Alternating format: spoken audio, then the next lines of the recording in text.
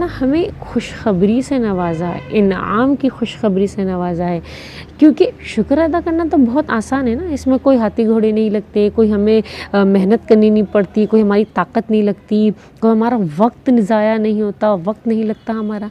सिर्फ़ और सिर्फ इतनी सी ज़बान हिलानी है, अल्लाह तेरा शुक्र है, अल्हम्दुलिल्लाह अल्हम्दुलिल्लाह अल्हम्दुलिल्लाह, अल्लाह का शुक्र अदा करना, ये अल्लाह का शुक्र अदा करना। तो हमने सिर्फ शुक्र अदा करना है और अल्लाह ताला ने हमें बढ़ा कर दे देना है। कितना प्यारा इनाम दिया अल्लाह ताला ने हमें, सुभान अल्लाह। अल्लाह ताला को हमने कहा कि अल्लाह तूने हमें इतनी प्यारी रोटी खिलाई, इतनी मज़ेदार रोटी खिलाई, तेरा बहुत शुक्रिया। कल को अल्लाह ताला और बढ़ा कर देंगे। अब हमारी नाक़िस अक़ल क्या कहती है कि अल्लाह ताला कल को हमें 2 रोटी से नवाजेंगे। ये हमारी नाक़िस अक़ल है। अल्लाह ताला का शुक्र अदा किया है मतलब हमने अल्लाह ताला को राज़ी किया, अल्लाह ताला को खुश किया, ठीक है। अब हम किसी को खुश